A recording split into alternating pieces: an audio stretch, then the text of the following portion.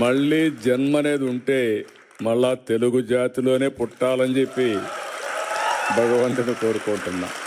World economic forum సదస్సులో పాల్గొనేందుకు CM Chandrababu Naidu, Nara Lokesh Davos వెళ్లిన సంగతి తెలిసిందే.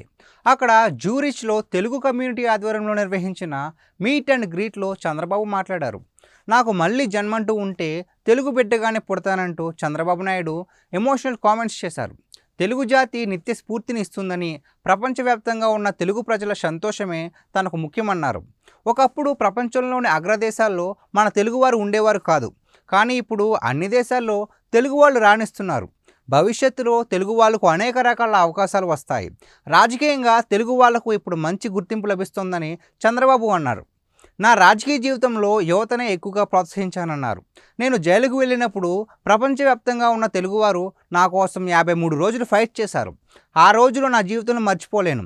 అర్హత లేని వ్యక్తి సీఎంగా ఉంటే ఎలా ఉంటుందో గత 5 ఏళ్ళు చూశామని చంద్రబాబు చెప్పారు.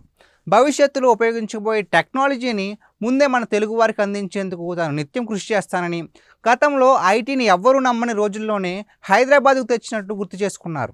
ఏపీకి భారీగా పెట్టుబడులు వస్తున్నాయని, తెలుగు యువతకు అన్ని విధాలుగా ఉద్యోగ అవకాశాలు పెరుగుతున్నాయన్నారు. జీతాలు ఇచ్చే స్థాయిలో తెలుగు ప్రజలు నిలబెట్టేందుకు తాను ఎల్లవేళలా కృషి చేస్తానని సీఎం నారా చంద్రబాబు నాయుడు పేర్కొన్నారు.